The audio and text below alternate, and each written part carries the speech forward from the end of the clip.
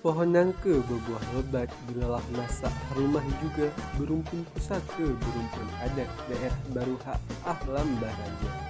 Halo Sobat Maritim, saya Diva Ramadhani, mahasiswa aktif Universitas Syah Kuala yang berasal dari salah satu provinsi kepulauan yang ada di Indonesia yang memiliki luas sekitar 8.201,72 km persegi, tepatnya di Kepulauan Riau. Kepulauan Riau memiliki luas lautan sekitar 92% dan luas daratannya hanya berkisar 4% dari total keseluruhannya. Kepulauan Riau juga memiliki 5 kabupaten dan 2 kota madya, di antaranya ada Kabupaten Bintan,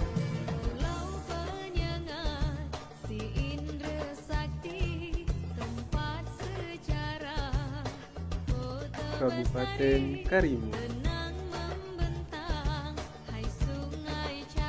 Kabupaten Anambas,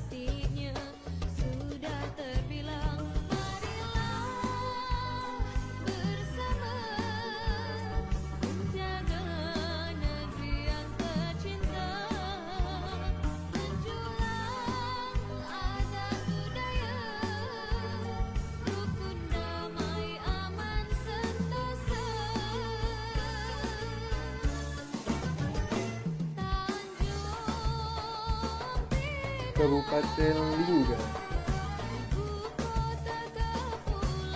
Kabupaten Natuna,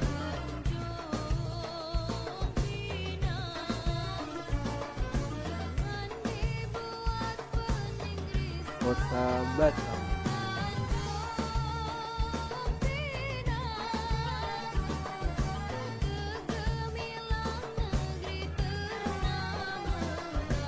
dan Kota Tanjung Pinang sebagai ibu kota Provinsi Kepulauan Riau, juga sebagai Kota Gurinda.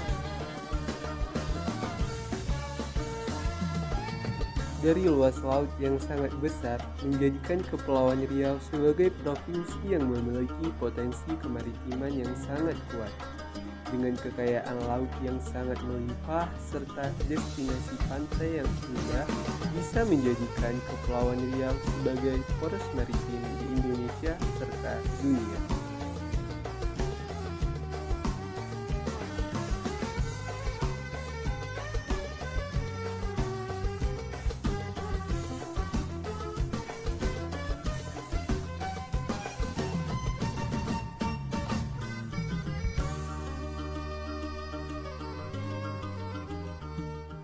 Halo semuanya, kenalin aku Diva Ramadhani, mahasiswa aktif Universitas Syah Kuala. Nah, hari ini kita udah terhubung bersama sekretaris dari salah satu yayasan atau destinasi wisata yang ada di Kepulauan Riau, tepatnya di Kabupaten Karimun. Nah, jadi sebelumnya kita kenalan dulu nih. Kita lagi sama kakak siapa nih, Kak?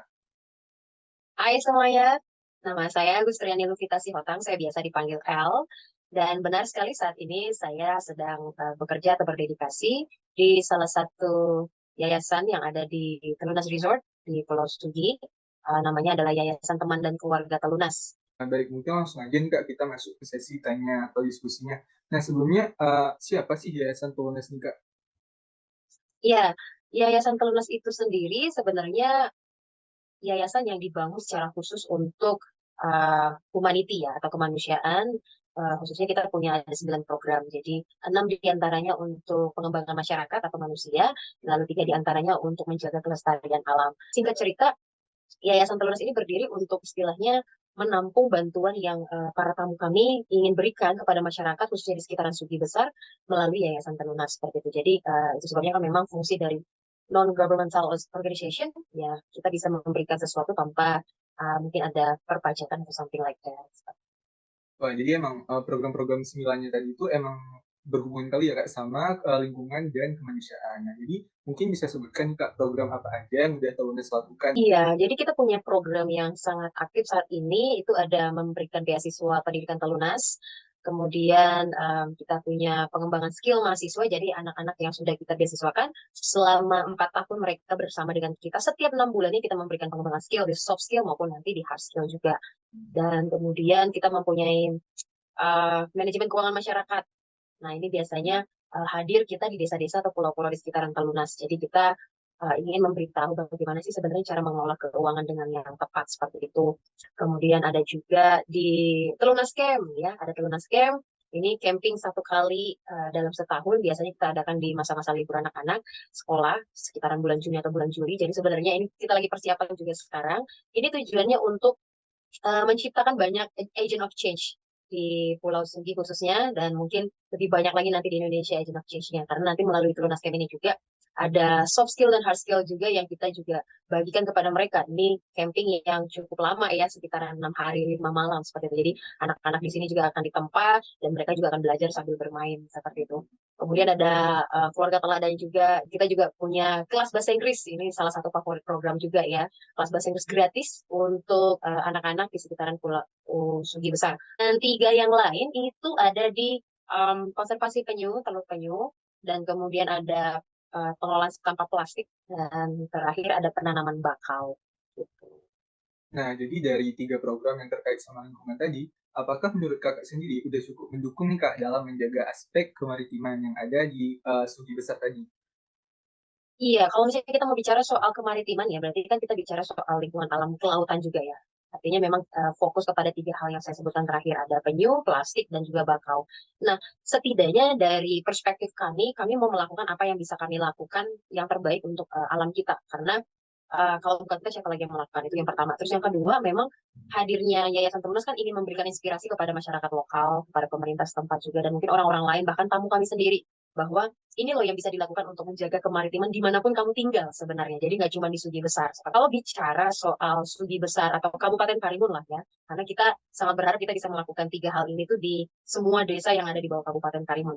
Artinya banyak sekali. Nah, kita bicara dulu sebentar soal bakau. Penanaman bakau itu kan memang penanaman khususnya kita lakukan saat ini di sekitar pesisir pantai dan juga misalnya sungai-sungai yang mulai tergerus ya. Jadi akibatnya nanti di masyarakat ada yang mereka tergenang air atau misalnya banjir seperti itu. Jadi bisa sampai masuk ke dalam lingkungan mereka di desa kita. Nah, jadi penanaman bakau ini sebenarnya kita mau terus lakukan setiap bulan itu supaya nanti di masa depan, karena kan memang katakanlah ya, tumbuhnya ini baru terasa setelah 5-10 tahun sebenarnya. Jadi ini sebenarnya jangka panjang. Cuma di masa depan kita mau lihat ada akar bakau atau pohon bakau yang besar yang akhirnya bisa memberikan kehidupan kepada ekosistem laut.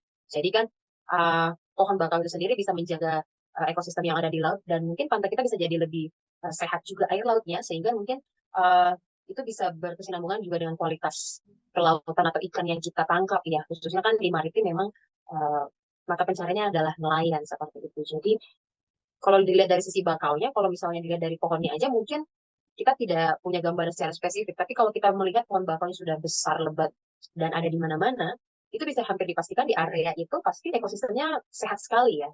Gitu. Dan ikan-ikannya juga pasti sehat juga. Kita juga sambil berkolaborasi juga dengan NGO lokal yang namanya Bank Sampah Muro. Kita sudah berkomunikasi dan menjalin kerjasama supaya ya setidaknya minimal saat ini di Telunas kami menginspirasi untuk staf lokal ketika mereka libur, mereka bisa bawa sampah plastik mereka ke Telunas. Ketika mereka masuk kerja lagi, sampah yang bersih, yang sudah dibersihkan dan kering, kemudian masuk ke dalam gudang sampah kami yang ada di Telunas. Kemudian kami sortir dan kami akan kumpulkan sampai nanti bisa kami jual kepada vendor-vendor, atau bahkan misalnya kami bisa kasih juga kepada NGO lokal Bang Sapa Molo tadi seperti itu. Jadi itulah kira-kira sistem kerjasama sederhana yang kami punya sekarang.